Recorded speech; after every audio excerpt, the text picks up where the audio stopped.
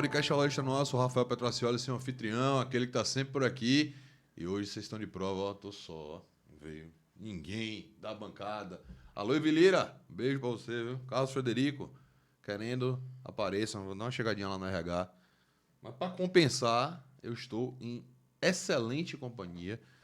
Vocês têm visto aí que a gente tem feito alguns episódios falando sobre direito empresarial, especificamente sobre insolvência. E hoje a gente está com mais um convidado especialista justamente sobre esse tema. Doutor Marcos Borel, meu irmão, tudo bem? Como é que você está? Seja bem-vindo. Tudo bom, Rafa? Como vai? Muito obrigado, prazer estar sempre aqui com vocês, é uma alegria grande. Novamente estar dividindo essa bancada. Estava esperando receber aqui também meus amigos.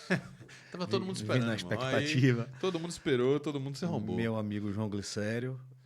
Esse não tá nem, até onde eu sei, não tá nem em terras brasileiras, viu? Pois é. Tá em terras estrangeiras. Professora Ive e Carlos Freire também são duas figuras. Diria Carlos Frederico o seguinte, bicho, tá vendo? Você não estudou? Pois é. Eu ouço muito isso dele. Eu não estudei. Mas não por isso aí. essa conversa vai ser menos importante, não, menos de jeito agradável. nenhum. Porque sempre é enriquecedor bater um papo a respeito desse tema num ambiente tão descontraído como esse, né? Normalmente, quando a gente é chamado para tratar desse assunto, são ambientes mais pesados, né? Seminários, congressos, É verdade.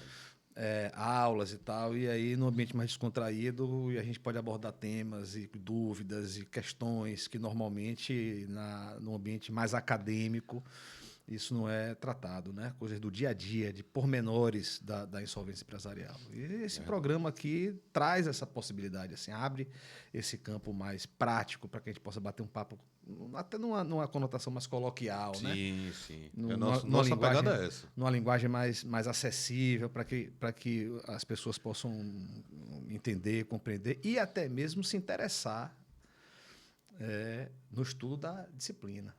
Você tocou num ponto importante, porque uma das coisas que a gente foca bastante aqui, Borel, é em levar para o público essas questões mais práticas e, principalmente, para o advogado, sempre apresentar as coisas que a gente conversa aqui como nichos de trabalho, possibilidades de trabalho.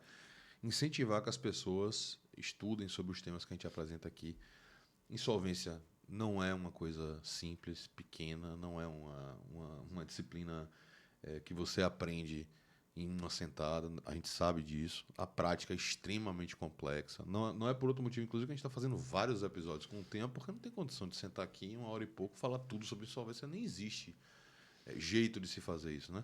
Nem que fosse aquele livro, não sei o que lá, esquematizado, tá, não tem para onde correr. A coisa é muito, muito complexa. Eu queria começar justamente por aí, nessa questão mais mercadológica. E por que eu estou querendo começar por aí? Porque a gente vê que tem um projeto de reforma da lei aí. Mal teve uma reforma, já está com outra reforma para sair, em que a gente vê algumas situações que incomodaram a advocacia. Por exemplo, a limitação de quantidade de processos para o administrador judicial. Isso virou uma polêmica gigantesca.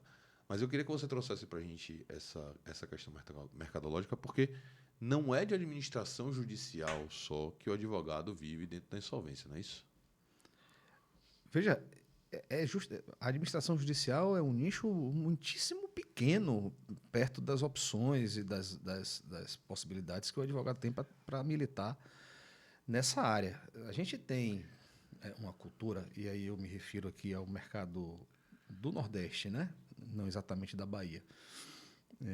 Eu durante alguns anos, eu estive em sala de aula, em curso de graduação, lecionando, e sempre escutei assim, olha, por direito empresarial, o estudante de direito daqui da Bahia, ele tem naturalmente uma certa resistência ao direito empresarial. É uma realidade diferente, por exemplo, de outras praças, né, de outros estados.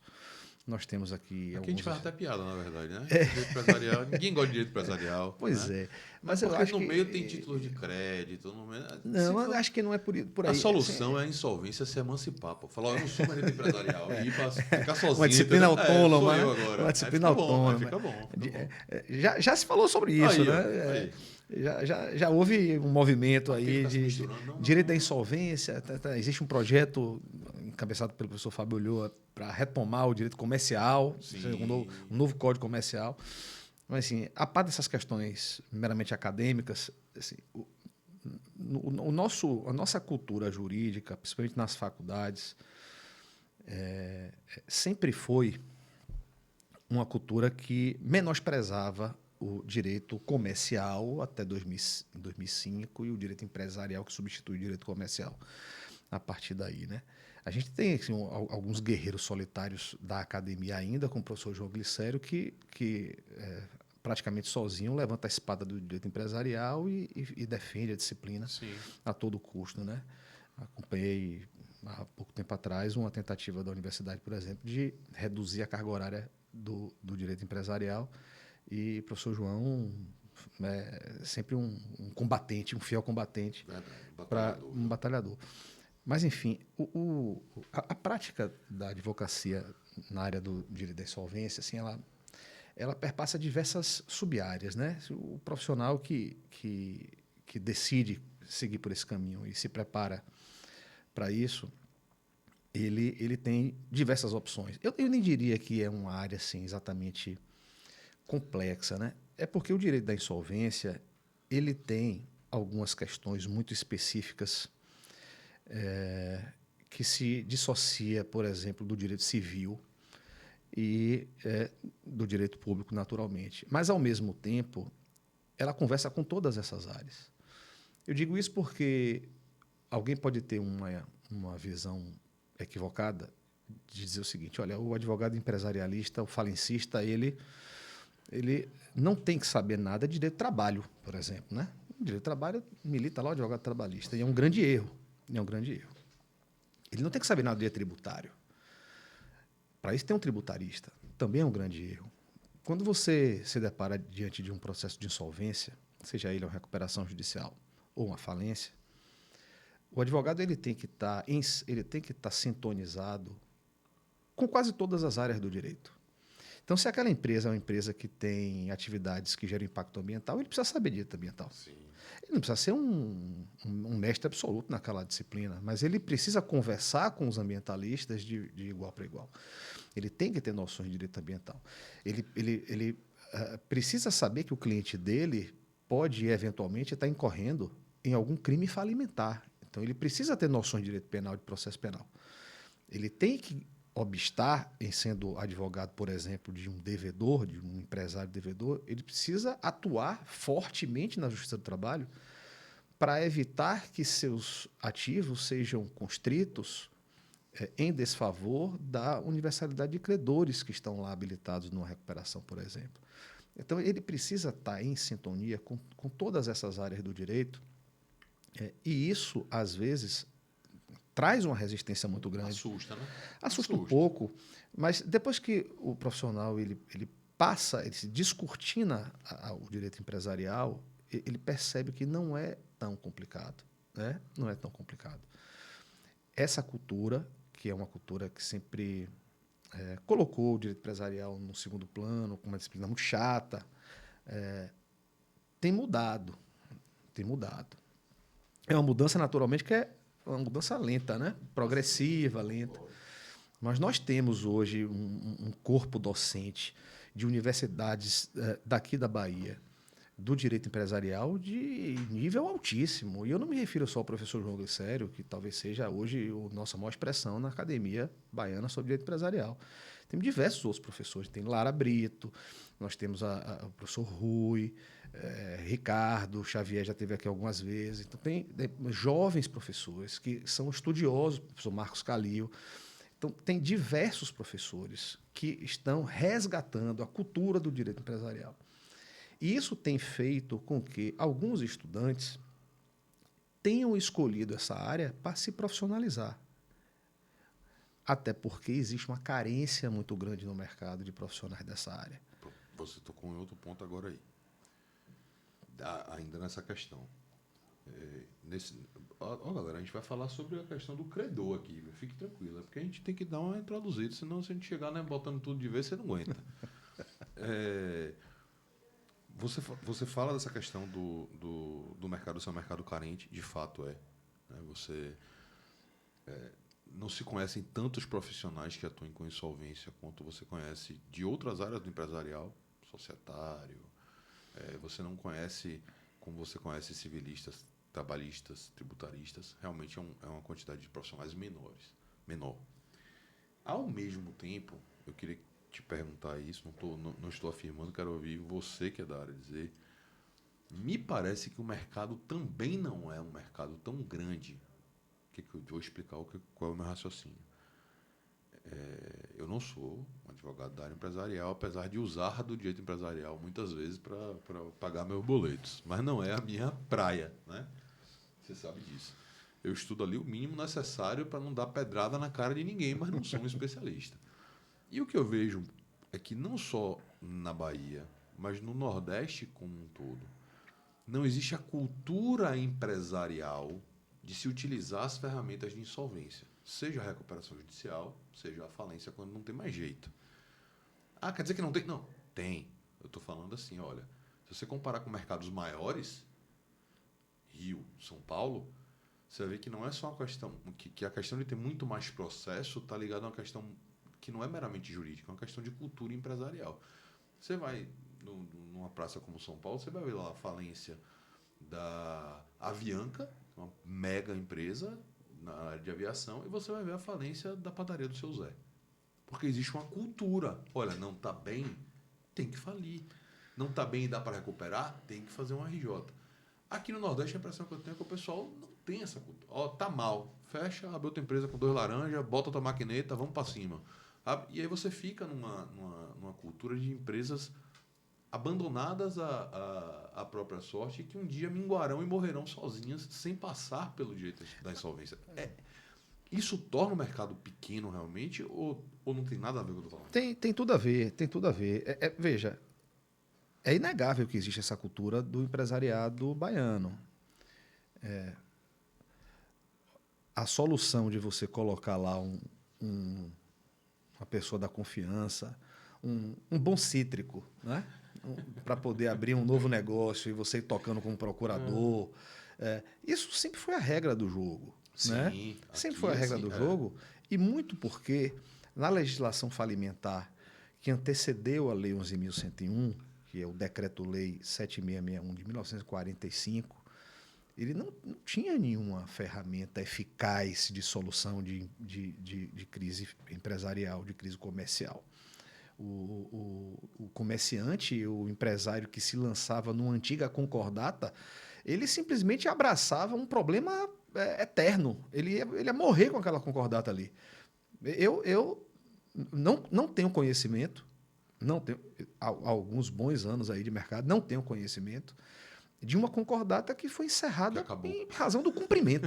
Olha, o empresário cumpriu a concordata, está tudo ok, vamos encerrar a concordata. Não existe isso. Ou a concordata ela não termina e fica esquecida lá nos porões do fórum, ou ela virou falência, ou ela foi convertida em falência. Existe, de fato, essa cultura muito advindo desse passado. E também essa cultura é fomentada pela ausência de informação. O empresariado o nordestino, dos estados do Nordeste, não somente a Bahia, e eu expando essa cultura não só para o Nordeste, mas alguns estados, por exemplo, norte de Minas também já tem essa dificuldade. Ela não é um empresariado que foi concebido com as informações jurídicas necessárias à atividade que ele exerce. Uma vez eu estava conversando com um empresário que estava em dificuldade, quer dizer, ele já não estava mais em dificuldade, ele estava a insolvência dele era evidente, né? Ele não tinha mais condição Normalmente eles só conversam quando já não tem mais jeito. Tentar recuperar e investir recursos numa recuperação, que evidentemente não ia funcionar, é péssimo, né? E eu disse a ele o seguinte, olha, você tem diversas possibilidades aqui. Uma dessas possibilidades é você exercer o seu direito de falir. E aí ele disse, não, como assim direito de falir? Falência é uma penalidade que o empresário sofre. Assim, a visão do empresário é de que a falência é uma pena. Ele vai cumprir uma pena de falência, quando, na verdade, a falência é um direito do empresário. E é exatamente o oposto, né? Exatamente o oposto.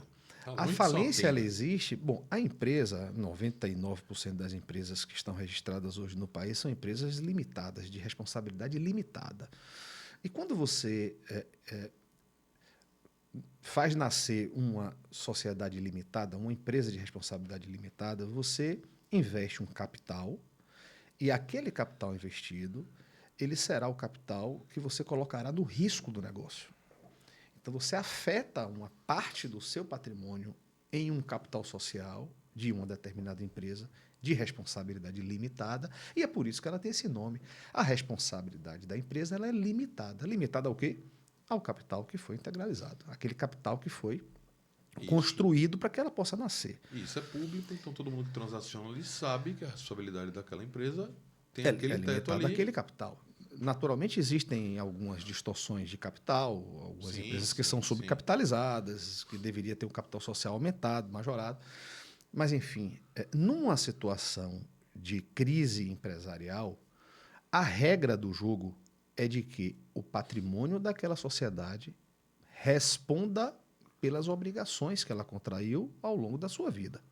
Se, eventualmente, as obrigações elas superam os ativos daquela empresa, e desde que não haja nenhuma causa que justifique a desconsideração da personalidade jurídica, eu não estou falando disso, é a empresa que tem que honrar com as obrigações no limite do seu capital, no limite dos seus ativos. E é a partir daí que surge o direito do empresário de falir, justamente para proteger o seu patrimônio pessoal, que não está afetado àquela atividade, mas, sobretudo, para permitir que aquela atividade possa ser encerrada de forma regular. A falência é a morte do empresário, mas não é a morte do sócio. Sim. Empresário e sócio são figuras distintas, Sim. apesar de serem representadas pela mesma pessoa, às vezes, né? O empresário individual, principalmente. Mas o sócio, ele tem o direito de requerer a falência da empresa da qual ele é titular, da qual ele é representante, ele participa daquela relação social, para que aquela empresa ela possa morrer de forma regular e não ficar hibernando, como a maioria dos casos acontece, ao longo de anos e anos. Aquela pessoa ela termina se envolvendo, aquele sócio termina se envolvendo com uma série de responsabilidades por desconsideração da personalidade jurídica, e aí ele se envolve em um problema que ele poderia ter evitado, principalmente na justiça do trabalho e diante das responsabilidades fiscais. Quer dizer, a justiça do trabalho, ela naturalmente tem as hipóteses de desconsideração, a teoria maior da desconsideração já vai direto na pessoa do sócio. Mas, em caso de falência, essas dívidas trabalhistas e também as dívidas tributárias, elas são todas aglutinadas no quadro geral de credores e serão pagas com o produto da arrecadação feita pelo administrador judicial. Se, eventualmente, a arrecadação ela não foi suficiente para fazer face a todos aqueles créditos, a regra do jogo é o encerramento daquela falência. Depois, naturalmente, que esses pagamentos ocorrerem.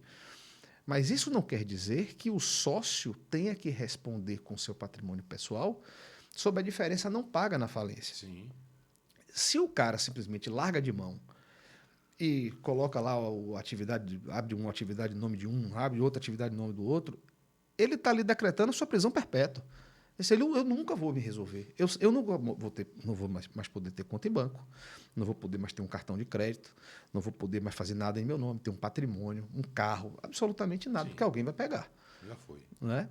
E ele, sendo um empresário e requerendo sua própria falência, quando for o momento e o caso, ele tem a possibilidade, inclusive através do Instituto do Fresh Start, que foi introduzido agora com a 1412, ele pode, pouco tempo depois da falência decretada, começar outro negócio, ainda que o processo de falência continue. Mas isso é uma vantagem, isso é um direito do empresário que muitas vezes, e voltando à sua pergunta, muitas vezes a cultura do empresariado não concebe essa ideia. Outro problema diz respeito às recuperações. A recuperação, principalmente a recuperação judicial, é um processo que, além de muito oneroso, ele traz uma série de consequências maléficas para o empresário. Ele não só traz coisa boa para o empresário, ele traz algumas responsabilidades e algumas consequências pesadas. A ausência de crédito, por exemplo, é uma delas. O empresário que se lança hoje em um processo de recuperação, dificilmente ele vai ter crédito no mercado primário com facilidade. Ele vai ter que ir para o secundário E no secundário ele vai ter taxas muito maiores, ele vai ter que oferecer garantias muito mais robustas. Quer dizer, vai onerar demais o custo daquele crédito no mercado secundário. A regra normalmente é essa. E o empresário, muitas vezes, ele não pode prescindir disso. Ele precisa estar, ele vai girando até quando não dá. E muitas vezes ele perde o time do momento de pedir a recuperação, seja judicial ou extrajudicial. Ele tem muito medo, muito receio das consequências. E quando ele se vê no momento assim, olha, agora eu já morri, aí ele vai querer uma ressuscitação judicial, o que é praticamente impossível, né? É muito difícil. Então, essa cultura que foi criada pelo empresariado tem dificultado a abertura maior do mercado. O mercado de recuperações e o mercado de falências, de uns 10 anos para cá, ela teve um crescimento significativo no âmbito do Tribunal de Justiça da Bahia. Talvez essa evolução dessa cultura. Mas isso não significa que seja um mercado grande. Sim, né? Você cresceu demais, mas ainda é pequeno. Mas ainda assim a gente tem menos profissional do que deveria. Tem muito menos profissional. Veja, a quantidade de profissionais de fora que atuam no mercado baiano, principalmente em grandes recuperações, é enorme. Por que esse pessoal está aqui? É porque é melhor? É porque não tem. Sim. É porque você não tem. Você não Se tem. eles estão, porque tem mercado. Tem mercado. Então, assim, você tem alguns nichos de atuação e alguns profissionais que se destacam na atuação do direito da insolvência na Bahia, mas são aquelas pessoas ali, você não vê um crescimento natural dos profissionais da área. Né? Não vê muita cara nova aparecendo. Não vê muita cara nova. As caras novas são novas, mas são aquelas. Você não vê nascendo assim o pessoal vindo das faculdades, se interessando e se especializando. É um nicho promissor, é um nicho muito dinâmico, não é uma disciplina que é tudo igual todo dia, toda hora tem uma modificação, toda hora tem uma mudança, toda hora tem uma novidade, e que é empolgante. É empolgante porque você vê o direito sendo aplicado de forma mais direta ali. É bem real, tá? Né? O processo é muito real. Pois é, e é muito, como é que eu posso dizer assim? Desperta emoções muito grandes. Tanto no devedor, tanto no devedor. Eu que costumo dizer, Rafa, que é o seguinte: direito empresarial e direito de família tem uma similitude assim enorme. Uma ligaçãozinha, né? Então, o que ali. Por exemplo, uma dissolução de sociedade empresarial? Um divórcio. Se não um divórcio. É verdade. Né? As emoções rolam do mesmo jeito. É mais ou menos a mesma coisa. É mais ou menos a mesma coisa. Do ponto de vista emocional, principalmente no que diz respeito às sociedades familiares. Sociedades familiares de irmãos, de primos, de cônjuges. Quando a dissolução, às vezes, uma dissolução de sociedade é mais traumática que um divórcio. Mais traumática que um divórcio. Sim. Pode acreditar. É problema. Não é mole, não. Agora, vamos lá. Dentro da insolvência, eu vou dar uma pincelada geral aqui. Falando pela ótica do profissional, pela ótica do advogado. Dentro da insolvência, talvez a gente tenha aí 3 grandes nichos ou locais de trabalho para o advogado. Né? O advogado ele pode ser o administrador judicial do processo, assim como administradores, economistas, contadores, tá? O advogado é um deles, então vamos colocar ele no centro. Ele pode advogar para os credores daquele processo, seja de recuperação judicial, seja de falência, ou ele pode advogar para os devedores,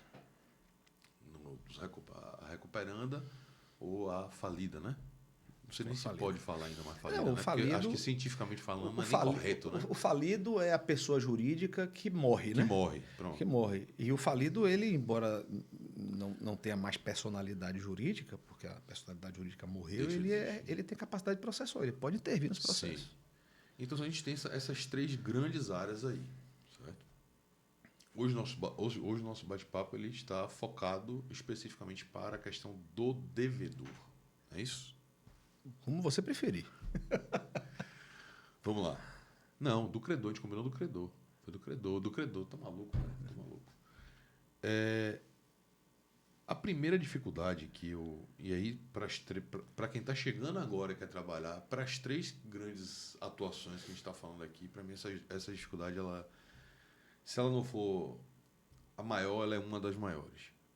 Que é o entendimento processual de uma recuperação judicial ou de uma falência. Estou falando. Um RJ ou uma falência não são processos lineares. Estou para o advogado forjado ali na faculdade, na litigância, que nossa academia ela nos forja na litigância, não tem jeito. A gente sai da faculdade sempre esperando um processo linear.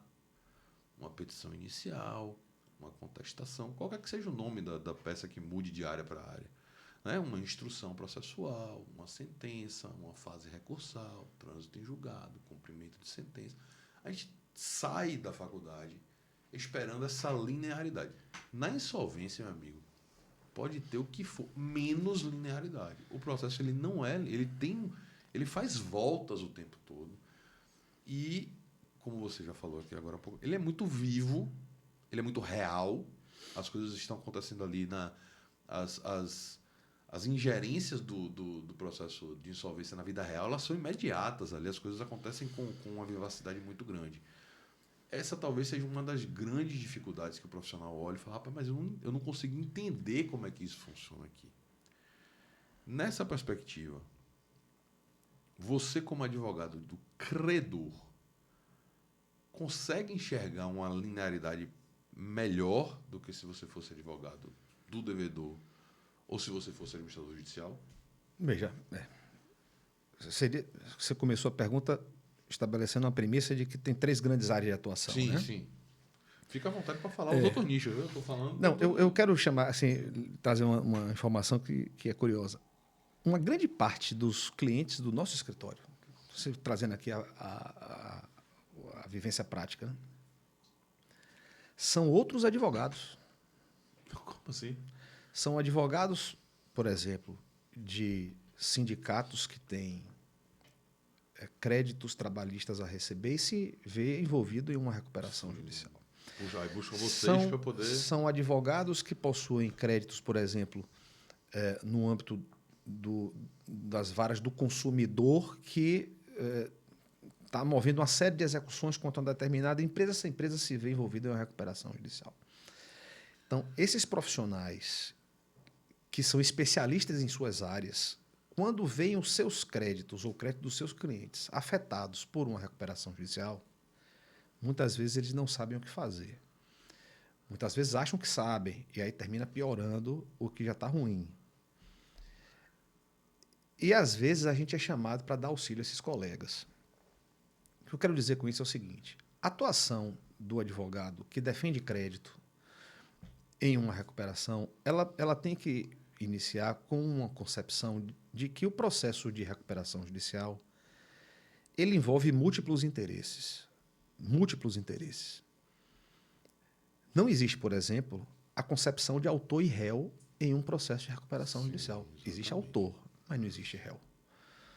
Existe uma universalidade de credores que estão ali reunidos para decidirem juntos se aquela empresa merece se recuperar ou se aquela empresa não merece se recuperar.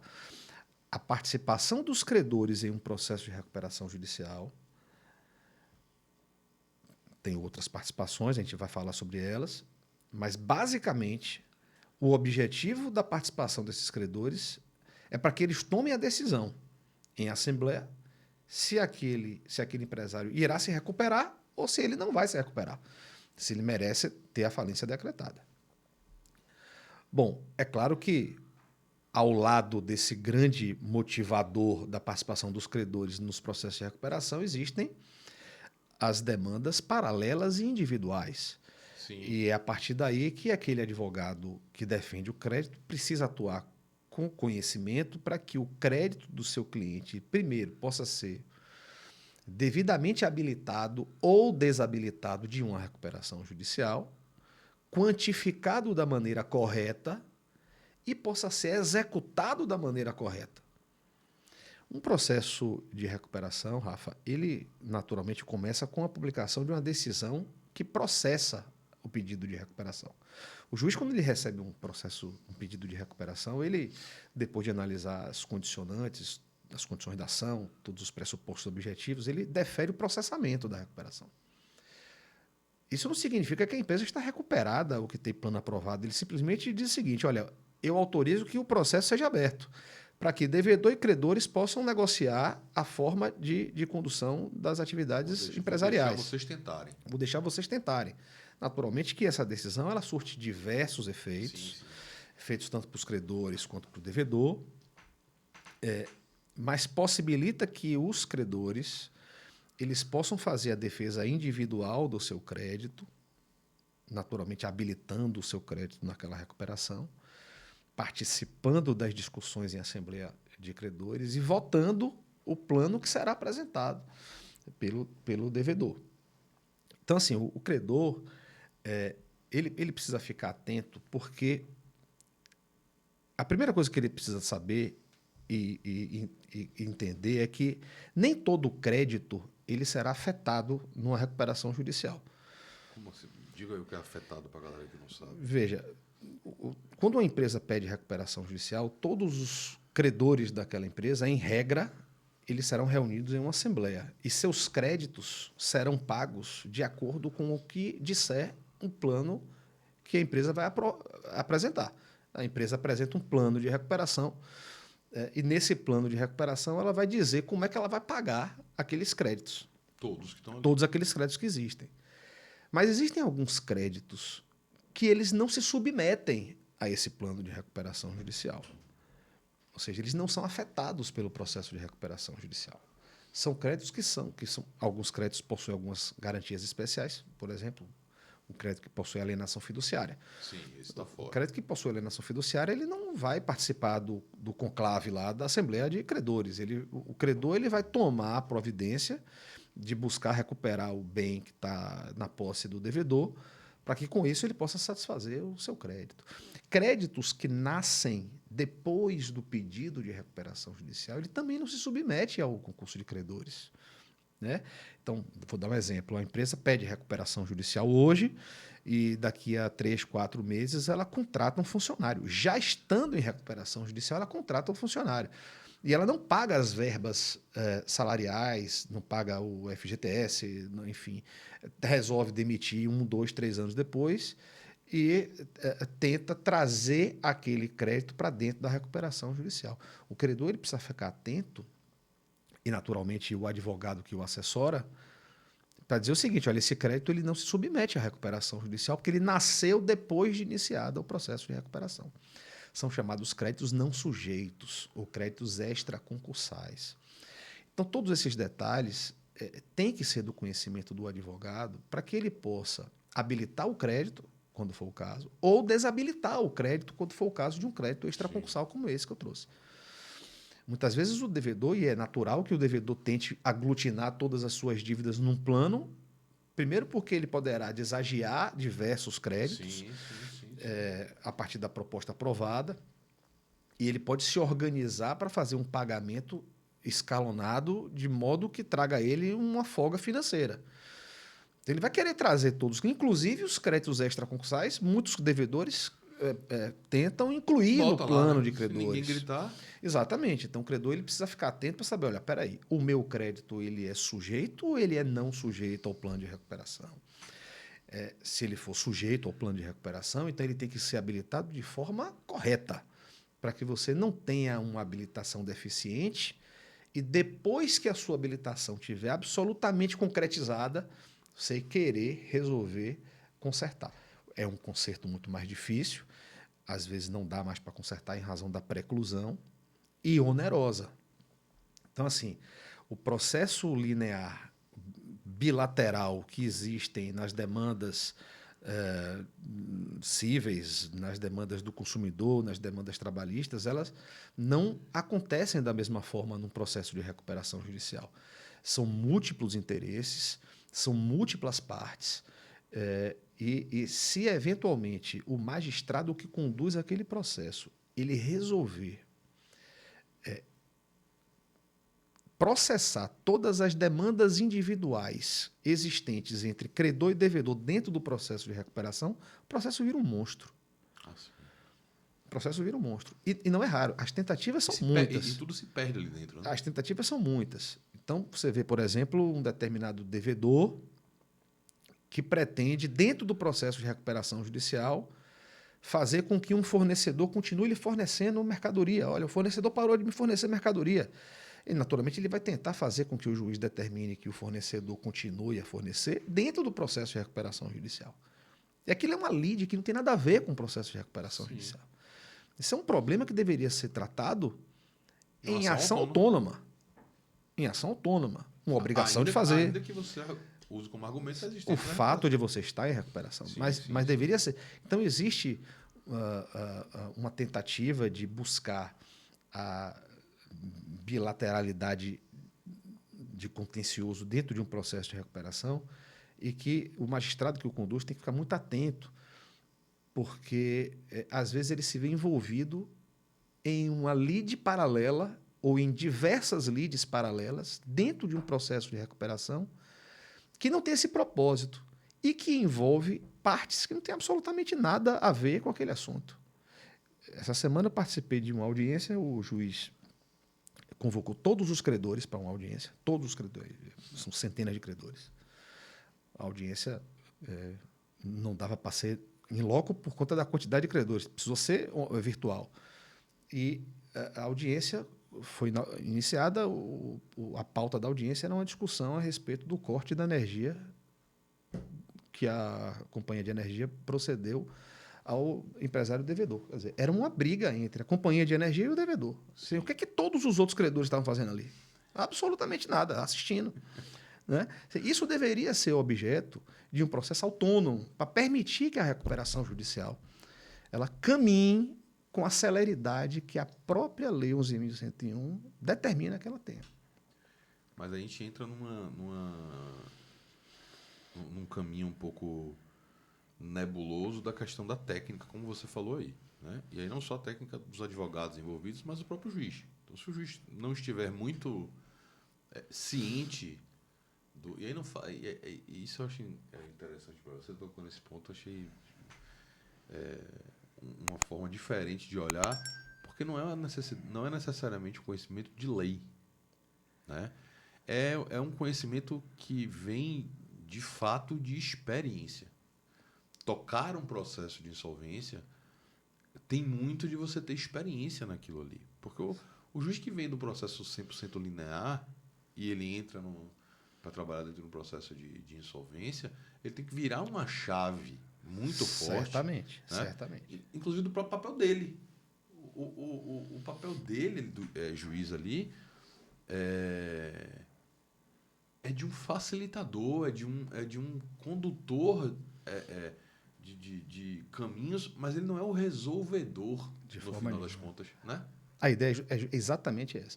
O juiz, em um processo de recuperação judicial, eu não me refiro nem à falência. A falência, a atuação do juiz em um processo falimentar, ela tem especificidades muito próprias. A gente pode tratar também disso. Mas em um processo de recuperação judicial, o juiz ele preside o processo. A decisão principal do processo cabe aos credores. A Assembleia Geral é dos credores, a Assembleia Geral dos credores. Quando um plano de recuperação é aprovado pela Assembleia, ao juiz caberá tão somente a homologação do que já foi decidido pelos credores. É a decisão que concede a recuperação judicial, mas ela é uma decisão de natureza homologatória. Salvo exceções, e a gente tem a hipótese do cram-down, em que o juiz ele de fato concede a recuperação por prerrogativa da própria lei, dá a ele essa possibilidade de, contra a vontade dos credores, conceder a recuperação. mas é medida de exceção. A regra é que os credores aprovem ou desaprovem o plano de recuperação. E o juiz homologa aquela decisão. Vê ali aspectos de legalidade apenas. Exatamente, Não exatamente. existindo nenhuma ilegalidade. Perfeitamente. A vontade dos credores é o que tem que ser preservado. Ele faz o controle de legalidade daquele plano, da decisão da Assembleia, mas o juiz ele não entra no mérito do plano. O juiz não pode simplesmente dizer, olha, esse plano está ruim para os credores. Não, tá esse plano aqui... Ó, vocês aprovaram, mas eu sou eu estou achando que está ruim, isso aí não pode, porque os trabalhistas estão recebendo menos do que deveriam. Se os trabalhistas aprovaram aquela proposta, então o que o juiz precisa é se atentar para a legalidade do plano. E o plano tem diversas limitações. O plano de recuperação judicial não é um campo aberto para que você possa decidir, ainda que com a aprovação dos credores, qualquer coisa. Um exemplo que eu dou é os próprios créditos trabalhistas, eles não podem ser pagos com um prazo superior a 1 ano. Então, mesmo que os trabalhadores aprovem o pagamento em 3 anos, o juiz ele não poderá homologar aquela cláusula, porque é contra uma expressa disposição da Lei 11.101. Entende? Então, o plano ele tem determinadas limitações e ao juiz ele caberá avaliar a legalidade do plano e, eventualmente, anular uma cláusula ou outra. Se o plano inteiro ele for um plano nulo, ele, naturalmente, vai anular o plano por completo, mas não em razão de discussões acerca de mérito do plano. Só de legalidade. Só de legalidade. Bom, eu vou dar 2 passos para trás, rapidinho, só para a gente poder retomar. Falamos aqui dessa questão da linearidade, falamos da figura do advogado do credor, que é o nosso ponto principal aqui. Mas, retornando para essa questão dos 3 nichos principais, digamos assim, basilares, você enxerga um mercado mais próspero. E aí agora para os nossos ouvintes, para se advogar para o credor, para se advogar para o devedor, ou ser administrador judicial. E vou lhe dar um plus aí na pergunta. Quando essa opção é feita, o normal é que o advogado se limite àquilo. O que eu estou falando? O advogado ele escolhe, ou às vezes não escolhe, né? É escolhido. Pois é. Ficar só do lado do credor. E aí dificilmente você vê esse advogado advogando para o devedor ou administrando, e as demais situações também? Ou é comum para vocês exercer as funções, atuar nos 3 nichos de maneira indiscriminada, sem nenhum tipo de reserva? Bom, a lei ela traz algumas vedações de atuação, principalmente para o administrador judicial, que são números clausos, né? O administrador judicial ele não pode ter, por exemplo, relação com o devedor, parentesco até o 3º grau. Então, existem algumas limitações de atuação. Não há limitação de atuação do ponto de vista legal para que o advogado ele atue como procurador de uma empresa devedora em uma determinada recuperação e ele possa defender o crédito em outras. Naturalmente que... E aí eu não estou me referindo a nenhuma norma jurídica, estou me referindo a algumas cláusulas contratuais dos próprios escritórios. Tem escritório, por exemplo, que advoga para banco, e no seu contrato com o banco ele é proibido de advogar contra qualquer outro banco, não só contra aquele cliente dele. Então, o advogado, o escritório de advocacia, ele é contratado restrito, né? Pelo banco X, mas naquele contrato ele se compromete a não advogar contra o próprio banco X e para nenhum outro banco, para não desenvolver teses jurídicas, naturalmente, que possam comprometer a atuação do seu cliente. Então, as vedações, a maioria das vezes, elas acontecem nos próprios contratos que os profissionais têm com seus clientes. O que a lei traz, quando traz, é normalmente para evitar um conflito muito claro de interesse, né? E conflito de tese. Às vezes você tem defendido uma determinada tese atuando para um banco, em uma recuperação judicial, por exemplo. Dá um exemplo aqui muito específico. A discussão a respeito das quebras das travas bancárias. O que é trava bancária? Que é um conceito mais econômico e quem não está familiarizado, às vezes, não sabe. Quando um banco empresta um dinheiro para uma empresa, concede um financiamento, naturalmente o banco exige garantias. E essas garantias podem não ser garantias reais. As garantias mais clássicas é a hipoteca. O empresário apresenta lá um imóvel e esse imóvel fica gravado em hipoteca. Ou se apresenta um bem imóvel, grava em penhor.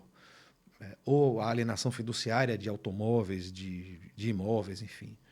Mas existe uma espécie de garantia que são garantias de cessão fiduciária de direitos creditórios. O que são essas cessões fiduciárias de direitos creditórios?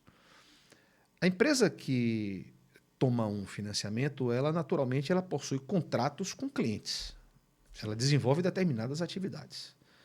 E nas suas atividades empresariais, elas possuem crédito a receber dos seus clientes. Então, ela presta um determinado serviço, ou ela vende determinadas mercadorias, mas o pagamento por isso vai acontecer ao longo de um determinado tempo. Vai sendo pago a cada 90 dias, a cada 120 dias.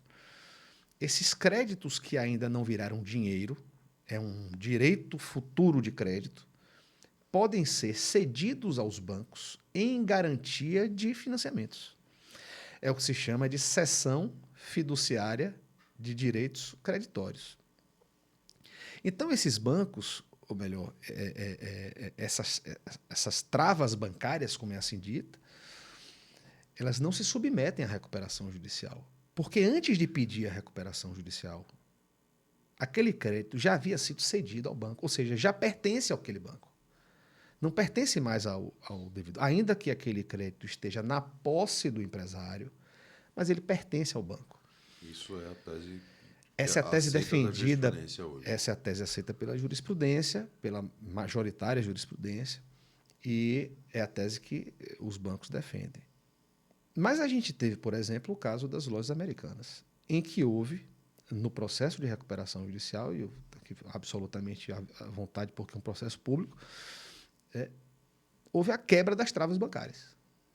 O juiz entendeu o seguinte, olha, esses recebíveis, se a empresa não puder utilizar o produto desses recebíveis, ela morre. Não tem outra solução. Esses recursos que entrarão no caixa da empresa em recuperação são bens essenciais à sua atividade e, por serem bens essenciais, elas não podem ser retomadas neste momento.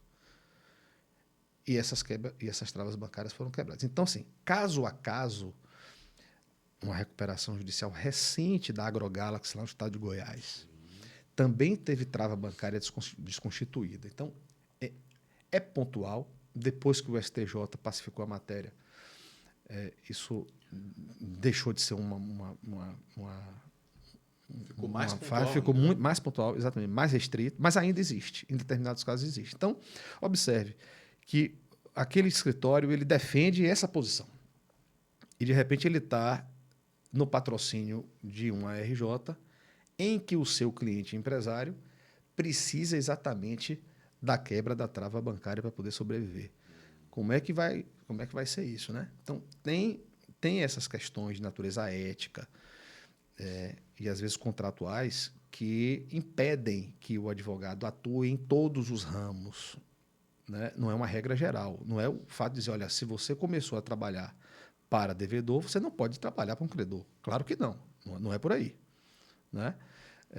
Mas em determinadas situações, essa multiplicidade de atuação pode ser questionada. O administrador judicial, por exemplo, diversos administradores judiciais são também advogados atuantes. Sim. São atuantes. Ele não pode naturalmente atuar na causa em que ele é o próprio administrador judicial. Seu escritório não pode estar ali atuando. E em que pese não haja nenhuma vedação legal para que ele possa requerer RJ ou defender um crédito dentro de um RJ, não tem sido muito bem visto pelos próprios magistrados que os nomeiam. Então, veja, essa é uma seleção que é feita basicamente pelo próprio magistrado. Então, se tem um determinado advogado empresarialista que tem uma forte atuação naquela vara, o próprio magistrado ele não se sente tão confortável de nomeá-lo, justamente porque é um advogado que tem lá seus interesses e tudo. E para ser auxiliar do juízo, tendo também uma atuação como advogado, pode, em algumas varas, ser considerado algo inadequado. Não é que seja proibido, repito, não há nenhuma proibição. Na discricionalidade do próprio juiz. Fica na discricionalidade do juiz e também, naturalmente, se o advogado tem um processo naquela vara, ou tem 2 processos naquela vara, naturalmente isso não vai ser um impeditivo para que ele funcione como administrador judicial. Né? Eu estou trazendo aqui o exemplo do advogado que ele tem uma ampla atuação ali, muito forte naquela vara empresarial e o próprio juiz pode não se sentir à vontade de tê-lo como administrador judicial. Vamos para frente, então. Agora eu vou apertar o cerco aqui no advogado de credor, advogado de devedor. A gente falou da questão da não linearidade. A gente ainda vai voltar para falar um pouco sobre questões relativas às diferenças de natureza dos créditos. Então, não é esse o ponto aqui ainda, mas a gente vai falar sobre isso. Eu queria retomar de novo, por um outro prisma, a questão da linearidade, que tem a ver com a atuação da gente no processo, né? Já estou me incluindo aí, da gente. Eu falei da gente aqui. Tá todo bolo já. O advogado que atua para o credor, você já iniciou a falar sobre isso aqui, ele tem que ter um conhecimento sobre como funciona a marcha de um processo de insolvência, ele tem que saber classificar o crédito dele, ele tem que saber habilitar da maneira correta, saber se submete, se não se submete, tal. Passado essa análise, que eu vejo como inicial, né? Você tem ali, o cliente chegou para você e falou, eu tenho esse crédito para receber, a empresa tem recuperação judicial, o que eu faço? Você vai fazer toda essa análise que você falou, isso aqui submete, tá líquido, não tá como, tal. Pronto, agora eu vou lá habilitar. Aí você vai lá, habilita, aguarda a decisão da habilitação, eventualmente precisa de um recurso ou não, tem alguma impropriedade que acontece ali ou não também. Mas consolidada a habilitação do crédito no processo de recuperação judicial ou no processo de falência, eu não vou dizer que acaba a atuação do advogado, mas ela dá uma hibernada, aguardando a partir dali a marcha do próprio processo, ou o advogado precisa ainda ficar ali futucando aquele processo para fazer acontecer? A habilitação é uma fase da defesa do crédito. A defesa do crédito, num processo de insolvência, ela tem diversas fases. A habilitação é uma delas. Quando você habilita um crédito, o seu crédito está lá correto, foi corrigido de forma correta, ele está inscrito no quadro geral de credores na classe correta. Maravilha. Aquela fase ali encerrou. O advogado, a partir daí, ele longe de acabar o trabalho do advogado que defende o crédito, né? Muito pelo contrário. É a partir daí que ele vai começar a poder discutir a situação do crédito dele, porque é com a quantificação do seu crédito e a classificação do seu crédito na classe correta que ele vai poder discutir o principal, que é o plano de recuperação judicial. Sim. Até antes disso acontecer, ele não era ninguém no processo. Até isso acontecer, ele não era credor habilitado. Ou até mesmo ele era credor habilitado com um determinado valor que podia não ser representativo dentro da classe. Na medida em que ele é devidamente habilitado, ele está apto a sentar com o devedor e discutir os termos do plano de recuperação, principalmente se o seu crédito ele tiver uma relevância muito grande dentro da classe. Eu digo isso porque, para que um plano seja aprovado, todas as 4 classes de credores precisam aprovar esse plano de recuperação. A classe 1, que é formada pelos credores trabalhistas, a classe 2, que é formada pelos credores que detêm garantia real, hipoteca, penhor, anticrese, a classe 3, que é formada pelos credores quirografários, ou seja, aqueles credores que não possuem nenhum tipo de garantia real, e a classe 4, que são os micro e pequenos empresários. Todas as 4 classes precisam aprovar o plano de recuperação judicial. E cada classe de credores aprova o plano a partir de um determinado quórum. Sim. A classe 1 E a classe 4, ou seja, os formados pelos credores trabalhistas e os formados pelos credores micro e pequenos empresários votam por cabeça, voto por cabeça. Se aquela classe tem 11 credores trabalhistas, ele vai precisar de 6 votos, independente do valor do crédito de cada um. Ele precisa de 6 votos. Certo. Da mesma forma, a classe 4. Já nas classes 2 e 3, não basta você ganhar por cabeça. A classe 2 e a classe 3, ela aprova o plano com base em 2 critérios. O critério do voto por cabeça, essa quantidade de credores versus o número de credores que aprovaram. Mas, somado a isso, aquela classe ela tem que aprovar o plano pela maioria dos créditos presentes na Assembleia. Do valor. Considerados por valor. Então, vou dar um exemplo para você. Se de uma classe com 5 credores, classe 2, tem 5 credores, 3 aprovaram e 2 reprovaram. No critério do voto por cabeça, aquela classe aprovou. Mas se esses 3 credores que aprovaram representarem, por exemplo, 20% apenas do valor dos créditos daquela classe, significa que aquela classe 2 não aprovou o plano de recuperação. Ou seja, além da maioria simples por credor, aquela classe tem que contar com a maioria dos créditos arrolados. Então, no exemplo que eu dei, esses 3 credores, eles devem representar 50% mais um dos créditos presentes. Entende?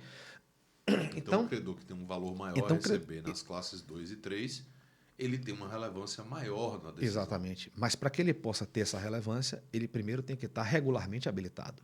Ele precisa se habilitar corretamente, inscrever seu crédito da forma correta, no valor correto, para a partir daí ele sentar na mesa com o devedor e dizer, olha, esse plano eu não aceito, por isso, isso e isso, eu lhe proponho essas e essas e essas mudanças.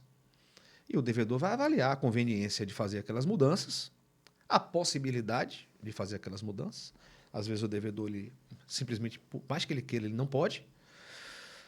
Né?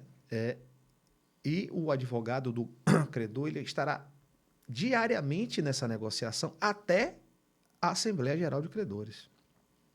E mesmo após a Assembleia Geral de Credores, a atuação dele não para, porque ele tem que fiscalizar o cumprimento do plano de recuperação. Se o plano de recuperação aprovado ele não for cumprido, o plano ele pode ser executado, é um título judicial, depois de homologado pelo juiz, ele é um título judicial. E em executado em procedimento autônomo? Ele pode ser executado em procedimento autônomo, ele pode ser cobrado nos próprios autos da recuperação judicial, sob pena de ser convolado em falência, porque a convolação da recuperação judicial em falência tem como causa, uma das causas, é o inadimplemento do plano. Então você pode fazer nos próprios autos da recuperação a notícia do inadimplemento do plano, para que o juiz assinale um prazo para que ele regularize aquela situação, sob pena da recuperação ser convolada em falência em razão do inadimplemento do plano de recuperação. Então, a atuação do advogado que defende um crédito, a atuação ela começa no momento em que se publica o edital de processamento da recuperação judicial, lá no início de tudo, até porque ele vai ter, no caso do advogado trabalhista, ele vai ter que correr até o juiz do trabalho para obter uma certidão de crédito, para poder habilitar seu crédito na recuperação. Se o credor ele for um credor, e é muito comum depois que essas empresas aéreas pediram recuperação judicial, tem muito credor que possui crédito decorrente de indenizações judiciais nos juizados especiais e que não conseguem executar porque a companhia aérea está em recuperação judicial. Então ele precisa extrair daquele juizado, daquela vara do consumidor, a certidão de crédito. E essa certidão de crédito ela tem que estar em sintonia com a Lei 11.101. O crédito tem que estar corrigido até a data do pedido da recuperação. Às vezes, o juiz trabalhista ou o juiz do consumidor não se atenta a isso e corrige o crédito até a data da expedição da certidão. E aí aí essa certidão já não serve mais. Aí tem que buscar outra. De novo. Então, o advogado ele tem que ficar atento a essas formalidades que a Lei 11.101 apresenta, que exige, para que com esses documentos ele possa fazer a habilitação. Uma vez habilitado, ele vai dar assessoria ao seu cliente nas tratativas do plano até a Assembleia de Credores, e depois disso ele irá acompanhar o cumprimento do plano e adotará as providências necessárias em caso de inadimplemento ou atraso do plano de recuperação. Então, assim, é um trabalho que demanda uma atenção muito grande e a cada passo do processo de recuperação judicial, o credor tem que ficar ligado. Rapaz, a gente ainda tem que algumas diferenças do que você acabou de falar aí da atuação, se a gente sair da recuperação judicial e for para falência, né? Diversas, Me parece que talvez essa atuação dê uma simplificada. Olha, o professor Fábio Ulloa, ele tem uma explicação que ele dá que eu acho fantástica, que é o seguinte, olha, numa recuperação judicial, os credores, eles convergem os seus interesses para possibilitar a recuperação daquele empresário. E com isso, os credores possam receber, né? Então, é como se eles atuassem com os interesses convergentes. Numa falência, os interesses dos credores são divergentes. Porque numa falência é salve-se quem puder. Cada um por entende? si. A falência nada mais é do que a quebra do empresário, a arrecadação de todo o seu ativo, a alienação do que foi arrecadado para distribuição aos credores na ordem de prelação prevista no artigo 83 da Lei 11.101. A falência é isso. Então, os credores... É porradaria. Os credores não se ajudam em uma falência. Numa recuperação, os credores se ajudam. Se reúnem, vamos votar a favor ou contra o plano. Vamos todos votar a favor para poder a empresa se recuperar. Ou então, olha, isso não vai dar certo, a gente não vai receber. A falência para a gente vai ser melhor do que a recuperação judicial. Então, vamos todos votar contra. Os credores, eles convergem os seus interesses em prol de um objetivo comum. Na falência, não. A falência é salve-se quem puder. Não é exatamente salve-se quem puder, porque existe uma ordem no processo, né? Se não existisse essa ordem... Não é todo mundo chegando lá e pegando o que quer. Se não existisse essa ordem, era bang-bang, né? Cada um puxava a sua arma e quem fosse mais forte levava. Mas é um salve-se quem puder, no sentido de que quanto menos o outro receber, mais você pode receber, né? É exatamente. Por isso que os interesses são divergentes, né? A atuação do advogado, ele não é menos importante na falência. É bem verdade que o credor, em uma falência, principalmente o credor quirografário, ele já olha assim e diz assim, pô, eu não vou botar mais dinheiro bom num negócio desse, porque eu já não vou receber o meu crédito e ainda vou pagar uma assessoria especializada, que não é barata, para poder cuidar disso. É realmente uma decisão que eu não tiro a razão desse empresário nesse ponto, né?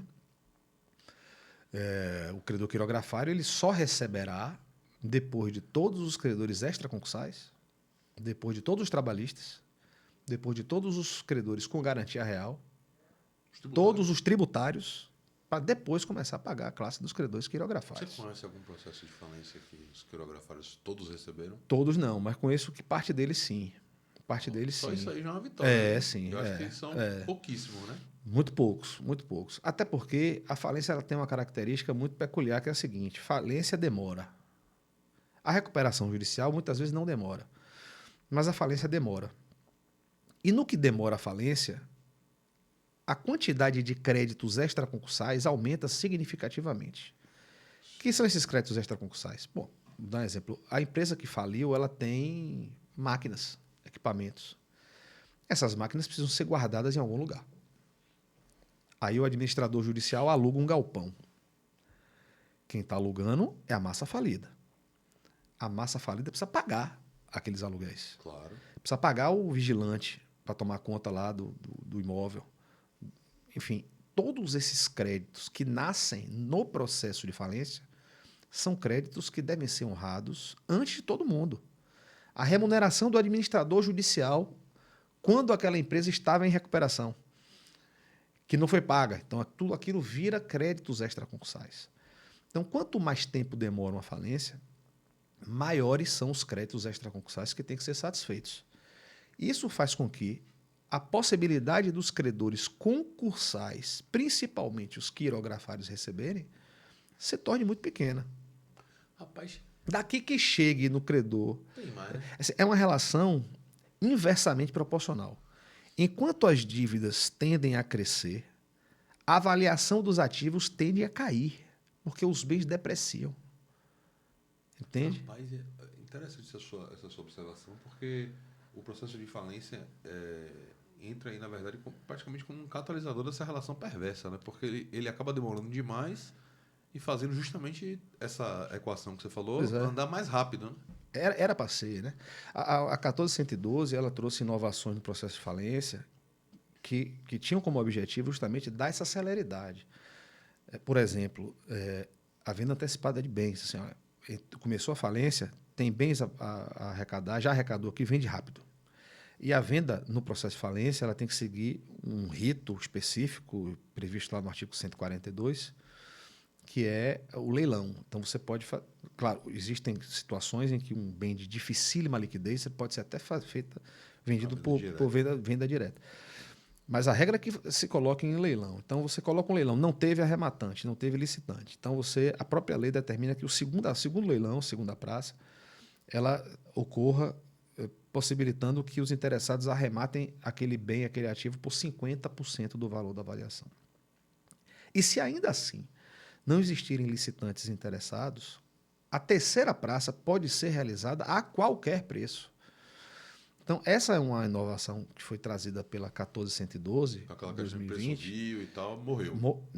Nessa situação, sim. Nessa situação, sim. Inclusive, a própria lei é específica em dizer que, ainda que seja arrematada no terceira praça por valor muito abaixo do valor de mercado, não será considerado preço vil para fim de nulidade e tudo mais.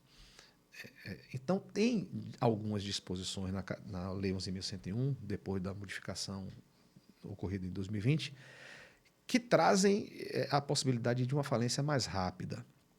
E é verdade que a falência ela hoje tem uma velocidade um pouco maior do que a que tinha quando era tratada pelo Decreto-Lei 7661 de 45.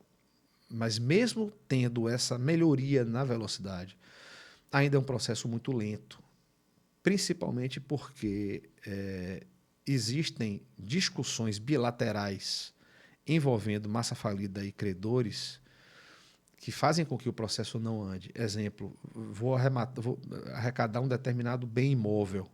Aí o administrador judicial avaliou aquele bem imóvel um determinado preço. O credor hipotecário, o detentor da garantia hipotecária, não concorda com aquela avaliação. E aí se inicia um problema, saber qual é exatamente o valor daquele imóvel. Aí para a falência, para se discutir qual é o valor daquele imóvel para poder ser levado em leilão. Então, pode acontecer no processo de falência diversas intercorrências, embates entre o AJ e um credor ou outro. A fazenda pública, às vezes, também traz uma dificuldade muito grande nos processos de falência, porque a fazenda pública ela defende, isso é previsão do próprio CTN, de que ela não participa do concurso de credores, ela não submete à falência. Mas a Lei 11.101 trouxe a fazenda pública para dentro de uma falência. Os créditos tributários, inclusive, são pagos hoje depois dos créditos com garantia real. Os créditos com garantia real têm hoje um privilégio maior do que os créditos tributários. E a fazenda pública traz, olha, mas determinados créditos são extraconcursais. Não são. Enquanto não se resolve se é extraconcursal ou se não é o crédito da fazenda pública, não pode pagar ninguém. É verdade. Como é que você vai pagar os créditos concursais se existe uma discussão se um determinado crédito é extraconcursal? Porque se ele for extraconcursal, ele tem que ser pago em primeiro lugar. Eu estou vivendo um problema em uma falência que o dinheiro está nos autos, está depositado numa conta judicial.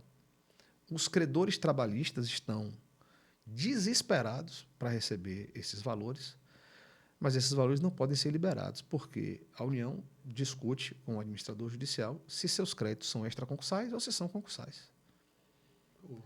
E se, enquanto essa discussão não acaba, não pode ser iniciado o pagamento dos credores. Porque se, de fato, a decisão for de que aquele crédito ele é extraconcursal, não vai sobrar dinheiro para mais ninguém.